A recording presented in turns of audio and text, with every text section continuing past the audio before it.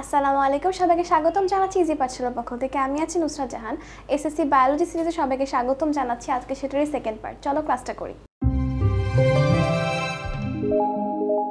ওকে, আমরা second chapter করছিলাম জীবকোষ ও tissue, সেটারই আজকে সেকেন্ড পার্ট, যেখানে আমরা কি শিখবো, আমরা উদ্ভিদ কোষকে নিয়ে একটু দেখবো যে আসলে ছবিটা কেমন হয় এবং এখানে কি কি রয়েছে এবং আর একটু ডিটেলসে জানতে পারবো। ওকে, চলো একটু দেখি। তাহলে আমাদের মেইনলি এখানে কি আমরা উদ্ভিদ টিস্যু নিয়ে আমরা আজকে জানবো। উদ্ভিদ কোষে যদি আমরা একটু তাকাই, আমরা প্রথমে জেনে নিব যেটা আসলে প্রকৃত কোষী। এটা কেমন? প্রকৃত কোষী অর্থাৎ ইউক্যারিওটা।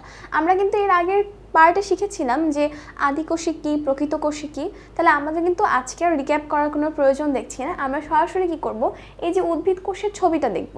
মেইনলি এই ছবিটার ক্ষেত্রে যেটা হয় পরীক্ষাতে কি হবে, যে হতে পারে একটা গ বা ঘতে আমাদের এই চিত্রটাই আঁকতে বলতে পারে, অথবা কি হতে পারে যে আমাদের বলা হবে যে উদ্ভিদ কোষ এবং প্রাণী কোষের পার্থক্যটা লিখো। তখন অবশ্যই কী করতে হবে, চিত্রসহ আমাদের দিতে হবে।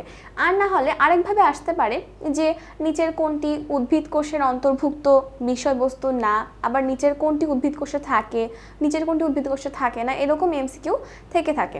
তারপর দেখা যায় এরকম কোশ্চেন আসে যে আমাদের এই উদ্ভিদ কোষের ছবিটা দেওয়া থাকবে সিকিউতে, আমাদের সেটা রিলেটেড কোনো কিছু কোশ্চেন আমাদের করতে দেওয়া হবে। এজন্য আমাদের কি করতে হবে, অবশ্যই চিনে রাখতে হবে যে হ্যাঁ এটাই হচ্ছে উদ্ভিদ কোষ। ওকে, আমরা ছবিটাতে আসব। এই যে আমাদের উদ্ভিদ কোষের পিকচার, যেখানে কি প্রধান অঙ্গাণুসমূহ এখানে দেওয়া আছে। এখন প্রথমে যদি আমরা একটু খেয়াল করি, এই যে আমাদের একদম বাইরে কি রয়েছে, কোষ প্রাচীর রয়েছে। কি রয়েছে? কোষ প্রাচীর। এখন এই যে কোষ প্রাচীরটা আমাদের উদ্ভিদ কোষে আমরা পাচ্ছি, এটা কি প্রাণী কোষে পাবো নাকি পাবো না, এটা কিন্তু আমাদের জানার প্রয়োজন আছে। এটা ডিসক্লোজ হবে কখন? এটা নেক্সট পার্টে যখন আমরা প্রাণী কোষ নিয়ে পড়বো তখন। তাহলে আমরা মাথায় রাখবো যে আমাদের উদ্ভিদ কোষে এই কোষ প্রাচীরটা থাকছে একদম বাইরে। তারপরে যদি আমরা এই বড় অংশটা দেখি, এটা কি? এটা হচ্ছে কোষ গহ্বর অর্থাৎ সেল ভ্যাকিউল, যেটাকে আমরা ইংলিশে বলি কোষ গহ্বর। আচ্ছা, তাহলে আমরা দুটো জিনিস পেলাম। এরপরে যদি আমরা কোষ যে হচ্ছে আমাদের প্রাচীর রয়েছে, এটা থেকে একটু ভিতরে আসি, যে এই পার্টটাতে দেখা যাবে এটা হচ্ছে আমাদের প্লাজমা মেমব্রেন। কি এটা? Plasma membrane. এবং এরপরে যা রয়েছে এই যে এই পার্টটা, এগুলো হচ্ছে সাইটোপ্লাজমীয় ধাত্র বা সাইটোপ্লাজমিক ম্যাট্রিক্স বলা যাবে এটাকে। ওকে, যেখানে মেইনলি দেখা যায় সব ধরনের কোষীয় অঙ্গাণুগুলো অবস্থান করে, এটাকে সাইটোসোলও বলা থাকে। কি বলা যাবে? সাইটোসোল। ওকে, এখন কিছু এন্ডোপ্লাজমিক জালিকা এখানে দেখা যাচ্ছে, দুই রকম রয়েছে। কয় রকম? দুই রকম। এখন পার্থক্য রয়েছে, একটা হচ্ছে মসৃণ এবং আরেকটা হচ্ছে অমসৃণ। আমরা জানি কোনো কিছু কখন অমসৃণ হয়, যদি সেটার গায়ে কোনো কিছু লেগে থাকে তখন সেটা রাফ বা অমসৃণ হয়, ঠিক কিনা? এখানেও ঠিক তাই, যেটা মসৃণ তার গায়ে কোনো কিছু লেগে থাকে না, বাট যেটা অমসৃণ তার গায়ে জিনিস লেগে থাকে, সেটা কি? সেটা হচ্ছে রাইবোজোম। যখনই এন্ডোপ্লাজমিক জালিকায় রাইবোজোমটা লেগে থাকবে তখন সেটা কেমন অনুভূত হবে? সেটা হচ্ছে অমসৃণ বা দানাদার দেখাবে, এবং সেটাকে আমরা বলছি অমসৃণ এন্ডোপ্লাজমিক জালিকা। ওকে, তাহলে আমরা এন্ডোপ্লাজমিক জালিকা পেলাম, যেটা হচ্ছে এখানে পিকচারটা দেওয়া আছে। এখন আমরা আসি এই যে বেশিরভাগ অংশ জুড়ে যেটা আছে সেটা কি? সেটাই হচ্ছে নিউক্লিয়াস। সেটা হচ্ছে নিউক্লিয়াস। এবং নিউক্লিয়াসের মধ্যে কি আছে সেটা আমাদের জানতে হবে। যদি আমরা একদম বাইরের দিকে দেখি, দেখা যাচ্ছে একটা আবরণ রয়েছে এবং মাঝে কিছু গ্যাপ আছে। মাঝে কিছু কি আছে? গ্যাপ আছে। এই আবরণটা হচ্ছে নিউক্লিয়ার মেমব্রেন। কি? নিউক্লিয়ার মেমব্রেন বা নিউক্লিয়ার ঝিল্লি। তাহলে নিউক্লিয়ার আবরণী বা নিউক্লিয়ার মেমব্রেন বা নিউক্লিয়ার ঝিল্লি। এবং এই যে রন্ধ্র বা ফাঁকা জায়গাগুলো আছে, এটাকে আমরা কি বলবো? নিউক্লিয়ার রন্ধ্র। কি বলবো? নিউক্লিয়ার রন্ধ্র। এই রন্ধ্র মানে হচ্ছে কি? ফাঁকা স্থান। কি? ফাঁকা স্থান। ফাঁকা স্থান। মেইন কথা কি? ছিদ্র বলবো আমরা এটাকে। এই জন্য এটাকে কি বলা হচ্ছে? রন্ধ্র বলা হচ্ছে। এবং এই যে আবরণী বলছিলাম, এটা কি? এটা হচ্ছে মেমব্রেন। এটা কি? মেমব্রেন। এবং আরেকটা হচ্ছে ঝিল্লি। আরেকটা হচ্ছে ঝিল্লি। ওকে, এরপর আমরা দেখব এই যে প্যাঁচানো প্যাঁচানো কিছু বিষয় আছে, এগুলো কি? এগুলো হচ্ছে ক্রোমাটিন তন্তু। কি এগুলো? ক্রোমাটিন তন্তু। এবং আর যে আরেকটা জিনিস দেখা যাচ্ছে বৃত্তাকার, এটা কি? এটা হচ্ছে নিউক্লিওলাস। নিউক্লিয়াস এবং নিউক্লিওলাস বোঝানো যাবে না। নিউক্লিওলাস নিউক্লিয়াসে অবস্থান করে। তাহলে এটা কি? এটা হচ্ছে নিউক্লিওলাস, যেটা অবস্থান করছে নিউক্লিয়াসে। এবং সবশেষে এই যে একটা কথা আছে নিউক্লিওপ্লাজম, এটা হচ্ছে এই যে যেগুলো রয়েছে এর মাঝে সেটা হচ্ছে নিউক্লিওপ্লাজম। তাহলে আমরা কিন্তু এই উদ্ভিদ কোষে নিউক্লিয়াসটা নিয়ে ক্লিয়ার হয়ে গেলাম। তাহলে আমরা এরপরে আবার একটু দেখি। আচ্ছা, এরপরে এখন আমরা যখন এই যে কোষ ঝিল্লি দেখছিলাম, কোষ প্রাচীর দেখছিলাম, আমরা যদি একটু খেয়াল করি কোষ প্রাচীরের কাছে এই যে একটা জায়গা আছে, এই যে একটা জায়গা আছে, এগুলো কি? এগুলো হচ্ছে আন্তঃকোষীয় ফাঁকা স্থান। এগুলো কি? আন্তঃকোষীয় ফাঁকা স্থান। ওকে, এবং এই যে একটা জিনিস দেখা যাচ্ছে এটা হচ্ছে আমাদের গোলজি বস্তু বা গোলজি বডি। এটা কি? গোলজি বস্তু বা গোলজি বডি। এগুলো নিয়ে আমরা পরে বিস্তারিত জানবো। এবার আসি, এই যে এরকম দেখা যাচ্ছে এগুলো কি? এটা হচ্ছে মাইটোকন্ড্রিয়া, যাকে আমরা কোষের পাওয়ার হাউস সম্পর্কে জানি। এটাই হচ্ছে আমাদের মাইটোকন্ড্রিয়া। এবং এই যে একটা রয়েছে গ্রিন কালার অঙ্গাণু, এটা হচ্ছে ক্লোরোপ্লাস্ট। এটাও কিন্তু শুধুমাত্র উদ্ভিদ কোষে আমরা পাবো, প্রাণী কোষে আমরা এটা পাবো না। জিনিসটা খেয়াল করতে হবে। এটা কি? এটা হচ্ছে ক্লোরোপ্লাস্ট। এবং একদম লাস্টে আরেকটা বাকি থাকে, সেটা হচ্ছে কি? আমাদের লাইসোজোম। এটা কি? লাইসোজোম। ওকে, এটা হচ্ছে আমাদের লাইসোজোম। এখন আমরা কিন্তু পিকচারটা দেখলাম এবং কি কি আছে জানলাম। এখন যদি বলা হয় যে সবচেয়ে বেশি বড় কোনটা, সেটা হচ্ছে কিন্তু আমাদের কোষ গহ্বর, যেটা কিন্তু শুধুমাত্র কি হবে? উদ্ভিদ কোষে থাকবে, প্রাণী কোষে কোষ গহ্বর থাকে না। এবং আরও কিছু জিনিস আমরা ডিটেলসে জানলাম এখানে। এখন এইখানে কোশ্চেন থাকে যে নিচের কোন অঙ্গাণুটা ঝিল্লিবদ্ধ, কোনটা আবার ঝিল্লিবিহীন। এটা কি আমরা জানি? হয়তো অনেকে জানি, হয়তো অনেকে জানি না। তাহলে সেটা আমরা কি করব? এখন সেটাই আমরা দেখব। ওকে, তাহলে আমরা ব্যাপারটা দেখি। আচ্ছা, এখানে একটা আদর্শ উদ্ভিদ কোষের কি রয়েছে? একটা ডিস্ট্রিবিউটেড ব্যাপার রয়েছে। এখন এখানে বেশ ডিটেলসে লেখা আছে, যেটা আমরা অ্যাকচুয়ালি পরবর্তী যখন আমরা শ্রেণীতে উঠবো তখন আমরা এটাই দেখতে পাবো। তো আমরা হালকা একটা আলোচনা করব, আর এর মাধ্যমে আমরা কি জানতে পারবো? যে ঝিল্লিবিহীন এবং ঝিল্লিবদ্ধ অঙ্গাণু সম্পর্কে একটা আইডিয়া নিতে পারবো। ওকে, আমরা যদি একটু আসি, একটা আদর্শ উদ্ভিদ কোষের কথা হচ্ছে, এবং সেখানে দেখা যায় কিছু জড় বস্তু থাকবে এবং কিছু কি হবে? কোষস্থ সজীব বস্তু থাকবে, যেটাকে আসলে বলা হচ্ছে প্রোটোপ্লাজম। কি বলা হচ্ছে? প্রোটোপ্লাজম বলা হচ্ছে।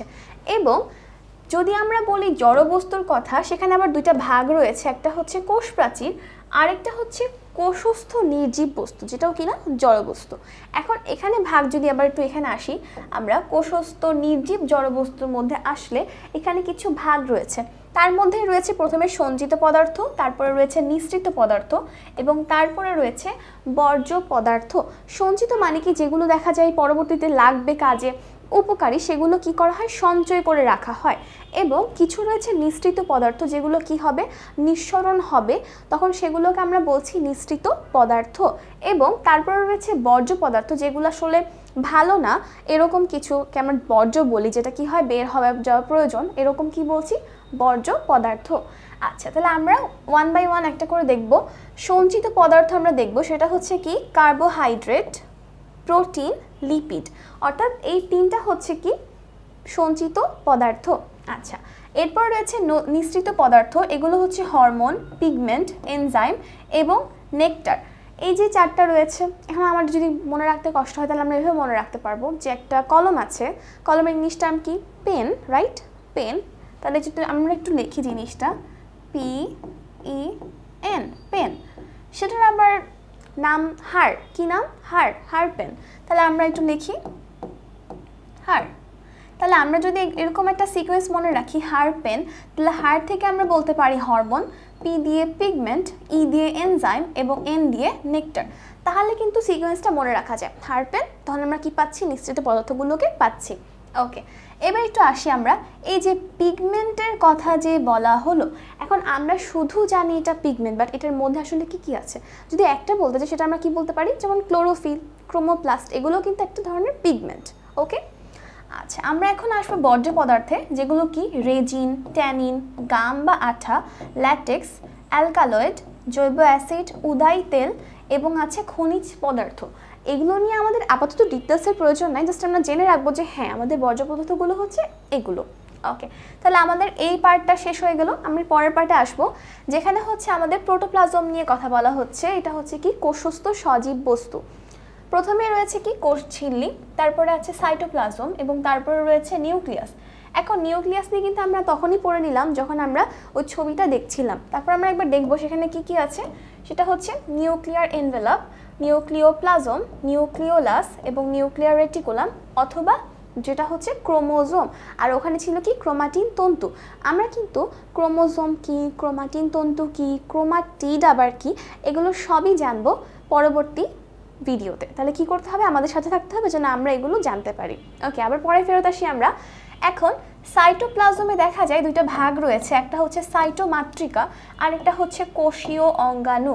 এই যে সাইটোমাতৃকা, এটাকে কিন্তু বলা হচ্ছিল তখন সাইটোপ্লাজমিক ধাত্র। এখানে আরেকটা কথা বলা কি সাইটোসোল, যেটা আমি বলছিলাম, যেটাকে সাইটোসোলও বলা যাবে। তাহলে আমরা মনে রাখবো এই সাইটোমাতৃকা বা ধাত্রটাই হচ্ছে সাইটোসোল, যেখানেই মেনলি কি হয়, এই কোষীয় অঙ্গাণুগুলো থাকে।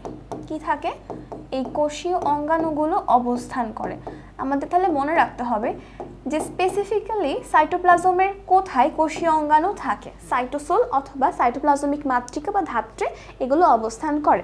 এবার আসি আমরা কোষীয় অঙ্গাণুতে। কোথায়? কোষীয় অঙ্গাণু। এখানে মোটামুটি সকল কোষীয় অঙ্গাণুই লেখা থাকবে, যা আমরা দেখেছিলাম কোথায়, উদ্ভিদ কোষের মধ্যে।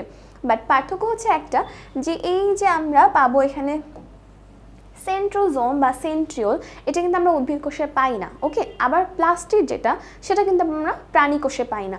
এখানে মোটামুটি কমনলি দেওয়া আছে। ওকে, তাহলে আমরা এখন কি জানবো, ঝিল্লিবিহীন এবং ঝিল্লি যুক্ত অঙ্গাণু নিয়ে একটু জানবো। তাহলে চলো, এখন এখানে সুন্দর করে একটা বক্স করে লেখা ঝিল্লিবিহীন এবং ঝিল্লিবদ্ধ।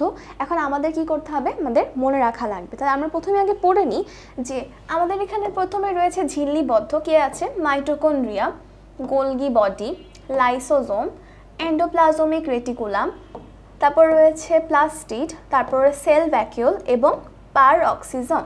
ওকে, তাহলে আমরা এখানে যেগুলো বললাম সেগুলো হচ্ছে কি ঝিল্লিবদ্ধ, এবং তার পাশে রয়েছে কি ঝিল্লিবিহীন। তাহলে আমরা ঝিল্লিবিহীনগুলো দেখি।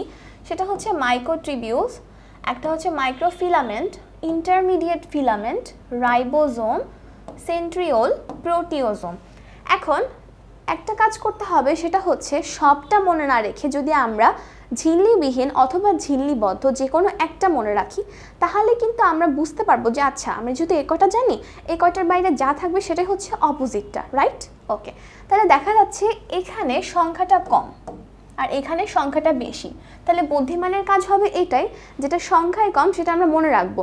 আমরা যদি এই 6টা মনে রাখতে পারি যে এই 6টা হচ্ছে কি ঝিল্লিবিহীন, তাহলে আমরা অটোমেটিক্যালি অপশন দেখেই বুঝতে পারবো যে কোনটা ঝিল্লিবিহীন না বা কোনটা ঝিল্লিবিহীন, ঠিক কিনা। তাহলে আমরা এটা মনে রাখবো। আচ্ছা, তাহলে এখন কি কি পাচ্ছিলাম আমরা, microtubules, microfilament, intermediate filament, ribosome, centriole, proteasome. এখন আমরা একটা ট্রিক্স দিয়ে মনে রাখবো। সেই ট্রিক্সটা এমন হবে যে প্রথম মামাই সেরা। ধরে নিলাম যে আমার আর তোমার সবার মামা আছে, যেটা হচ্ছে প্রথম মামা, সেটা হচ্ছে বেস্ট লাগে তোমার কাছে। তাহলে আমি কি বলবো, যে প্রথম মামাই সেরা। তাহলে আমি একটু লিখে নিই জিনিসটা। সেটা হচ্ছে কি প্রথম মামাই সেরা, প্রথম মামাই সেরা। তাহলে আমরা মিলিয়ে নিব। এই যে প্রথম বলছিলাম, এটা থেকে আমরা পাচ্ছি প্রোটিওজোম। কি পাচ্ছি? প্রোটিওজোম। তারপরে কি রয়েছে, এই যে মামাই রয়েছে, এই প্রথম যে মা আছে এটা দ্বারা আমরা পাবো মাইক্রোটিবিউলস। তারপরের যে মা আছে এটা দিয়ে পাবো আমরা মাইক্রোফিলামেন্ট। তারপরে ই আছে, ই দিয়ে পাবো আমরা ইন্টারমিডিয়েট ফিলামেন্ট। তারপর রয়েছে সেরা, এই সেরার যে দন্তার স আছে সেটা দিয়ে আমরা পাবো সেন্ট্রিওল। এবং এই যে রা আছে, রা দিয়ে পাবো আমরা রাইবোজোম। দেখেছো কি কত সহজ জিনিসটা মনে রাখা, যে প্রথম মামায় সেরা দিয়ে আমরা কি মনে রাখবো, ঝিল্লিবিহীন অঙ্গাণু। খুবই সহজ। এখন আরেকটা এক্সট্রা আমরা জিনিস জেনে রাখবো, যেটা দেখা যায় আমাদের এখন নাও লাগতে পারে আবার লাগতেও পারে, জানতে তো দোষ নেই। এখন আমরা জানবো যে কোষীয় কঙ্কাল কারা গঠন করে। কি বললাম? কোষীয় কঙ্কাল কারা গঠন করে। দেখা যায় একটা কোনো কিছুর স্ট্রাকচারাল যে অবয়ব রয়েছে, এটা দিতে সাহায্য করে কি কঙ্কাল। ঠিক একইভাবে এখানে কিছু জিনিস আছে যেটা হচ্ছে কোষীয় কঙ্কাল হিসেবে কাজ করে। এগুলো হলো কারা? মামাই। এগুলো কারা? মামাই। অর্থাৎ মাইক্রোটিবিউলস, মাইক্রোফিলামেন্ট এবং ইন্টারমিডিয়েট ফিলামেন্ট, এই তিনটা হচ্ছে কোষীয় কঙ্কাল গঠন করে। তাহলে আমরা কিন্তু এই পড়াটাও মনে রাখবো যে এটা হচ্ছে কোষীয় কঙ্কাল। এটা কি কোষীয় কঙ্কাল। তাহলে প্রথম মামাই সেরা হলো ঝিল্লিবিহীন অঙ্গাণু এবং মামাই কঙ্কাল। কি বলবো? মামাই কঙ্কাল, অর্থাৎ মামা হচ্ছে একটু কঙ্কালসার টাইপের। এভাবে করে আমরা মনে রাখবো মামাই কঙ্কাল এবং যা যা আছে মামার মধ্যে সেটাই হচ্ছে আমাদের কোষীয় কঙ্কাল গঠন করবে। আশা করা যায় এটা আমরা মনে রাখতে পারবো। তাহলে আমরা বলবো মামাই কঙ্কাল। কি বলবো? মামাই কঙ্কাল। তাহলে কিন্তু আমাদের ব্যাপারটা কমপ্লিট হয়ে যাচ্ছে, কথা ঠিক কিনা? তাহলে আজকে আমরা কি কি শিখলাম? আমরা আজকে উদ্ভিদ কোষের ছবি দেখলাম, জানলাম কি কি আছে, তারপর আমরা কি জানলাম একটা এলাবোরেটেড ব্যাপার, এবং লাস্টে জানলাম কোনটা ঝিল্লি বহন, কোনটা ঝিল্লিবিহীন এবং কোনটা হচ্ছে ঝিল্লিবদ্ধ, এবং আমরা জানলাম কোন ট্রিক্স ইউজ করব, এবং আরেকটা কি যে কোনটা কোষীয় কঙ্কাল গঠন করছে। তাহলে আজকে এখানে শেষ করছি। আসসালামু আলাইকুম, ধন্যবাদ সবাইকে।